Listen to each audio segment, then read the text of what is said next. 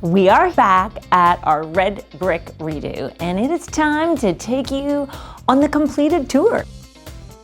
Do you want to go see the dining room?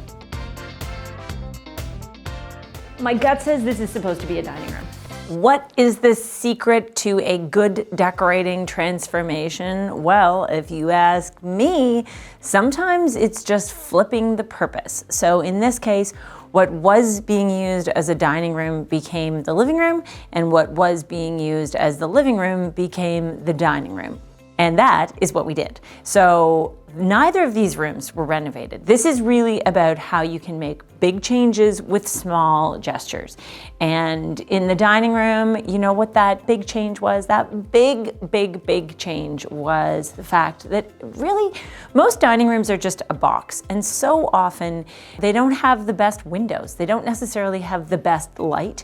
And it's an evening space and it really just feels like a box. So what do? Well, I think you need to just decorate that box. You need to figure out how to invigorate it, how to bring it to life, and how to make it feel like a destination that you want to spend time in.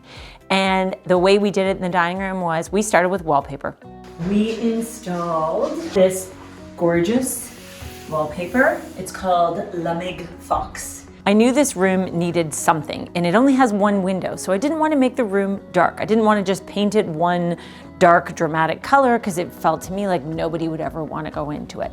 Now, you walk down the hallway and you pass by, and there's so many interesting things that your eye notices, and it really feels like it draws you in. Let's talk about this wallpaper. It is a wallpaper of a hopping fox, and it has a Scandi feel. What I think is interesting is this is a historical pattern paper, but once it's interpreted and it's rendered just in two colors, so we've got the background color, which is a creamy white, and then we have the printed color, which is a gray blue. That's what makes it feel less traditional and more modern. It feels more now. It feels fresh. I know that's a word that some of you might think, Sarah, you really use that word fresh too much, but I don't know. What word would you use to describe it? It is fun. I think it's a bit fanciful. I like the fact that it's kind of whimsical, and I like the fact that it's unique. This doesn't feel like a wallpaper that I'm gonna see in everybody's house, but I think it is so fun in here. Also, because it's very shapely, right? So look at the patterns. There's rounded silhouettes, there's jumping foxes. All of this is happening, and yet within the rest of the dining room, what have you got? You've got a big table, you've got a rectangular rug, you've got a sideboard or a credenza that is probably also boxy. I mean, you can say it's creating tension, you could say it's creating balance. I say it's creating harmony within the goal of mixing different elements together to create something that doesn't feel all one note. I don't want to walk into a room that's all circles, nor do I want a room that is all squares and boxes. Do you understand what I mean? Is this making sense? So we chose the wallpaper. From the wallpaper, we decided that this sort of soft grays and blues palette would be the way to go. And really, that was something I knew from the minute I stepped in this house. Our client lives 3 blocks from the water and loves a coastal feel. This is not on the water, but we're not far from the water. This house doesn't really feel like a beach house. It's not a beach house. It is a red brick Georgian style home. It's a historic home, and so it needed to have a very relaxed sense of casual ease while in this house, but at the same time, it couldn't go all the way to beach house casual. That was just does not feel right for this house. So we embraced the watery tones. So we've got soft blues and soft grays. Look at the carpet. It has a very simple design. It mixes cream and grays and soft blues. It's soft underfoot.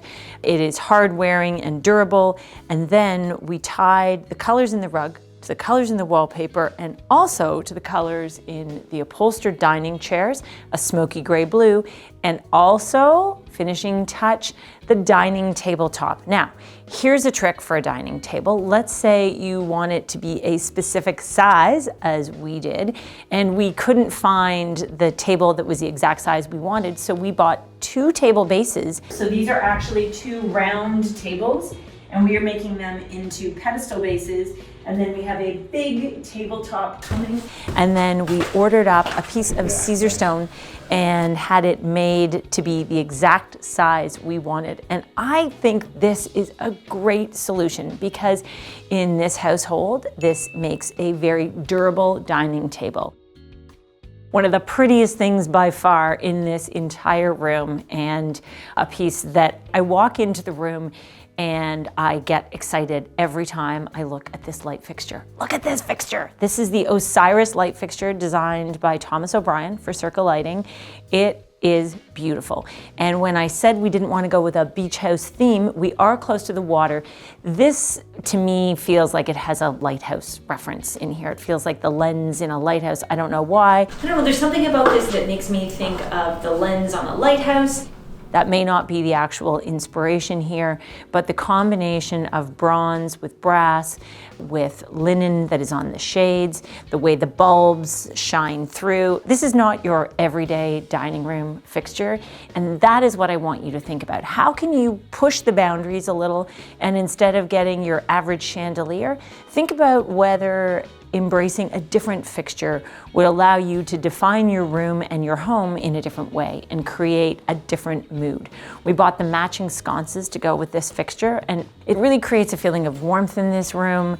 This light fixture helps balance out the cool tones that are in the wallpaper, in the rug, in the chairs, and if you look closely, you'll also notice that we even painted the ceiling. So the ceiling is painted in a soft gray, and there is crown molding on this ceiling. And if you're thinking about how to try and contemporize rooms that have crown molding, and if you're doing it in a multicolor treatment, think about whether you might want to paint that crown molding. Years ago, I used to have a strict rule: crown molding needed to stay white to look like chalky, pure plaster, which it would be made from, and these are plaster crown moldings.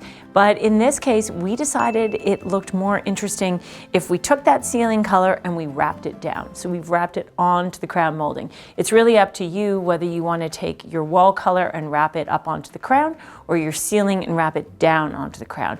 In this case, this house is blessed with really high ceilings, which means that there's no fear of the ceilings feeling too low.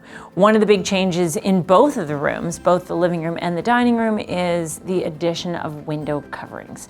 And whether you need them for privacy or whether you just want them for softness, adding simple drapes to your room makes a huge difference. We chose brushed brass rods that just have a very simple cap finial.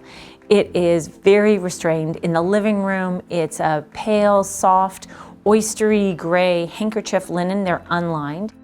If the fabric has enough weight and body and hangs beautifully, you can use it unlined, which is what I decided to do in the living room. In the dining room, we chose a fabric that has just a little tiny bit of a pattern. You may recognize this fabric. I have used it before. It's a favorite fabric of mine from Premier Prints, and it has almost, it looks like a little tiny raindrop. And again, I like that reference for something that feels a bit coastal. Speaking of coastal, the artwork is really all about the water for me. We found this photograph, which is gorgeous. It is still, it is serene. It's a little bit moody, which I think is nice for the dining room. But the painting that you see when you're passing the room, it has more energy. And from the minute I saw this painting in a little gallery, I thought, this is the painting. I know exactly where it needs to go. It needs to go so that when you walk past the dining room, that's what you see. And it has this, it's the most brilliant color of sky blue. It's got some grays in it. It's got great movement. It's an abstract painting, and I think it really adds that extra layer. I'd always encourage you to think about embracing original art wherever you can, because boy, does it make a difference, and it really brings a space to life. Of course, we have to have some storage. So we have a sideboard with lots of storage. What's fun is if you look down this room and you have a long sight line from the kitchen all the way through, it's like a big porthole mirror. So we've got a round mirror with a charcoal gray zinc frame on it that reflects the whole room back. This room is designed to be used. It's designed to be family friendly. It's designed for gatherings and fun. and to reflect the location close to the water. So that's it. What do you think? Well, I hope you'll follow along, subscribe, and turn on notifications so you can see the next one, because I'm going to take you on a full house tour. Thanks for watching.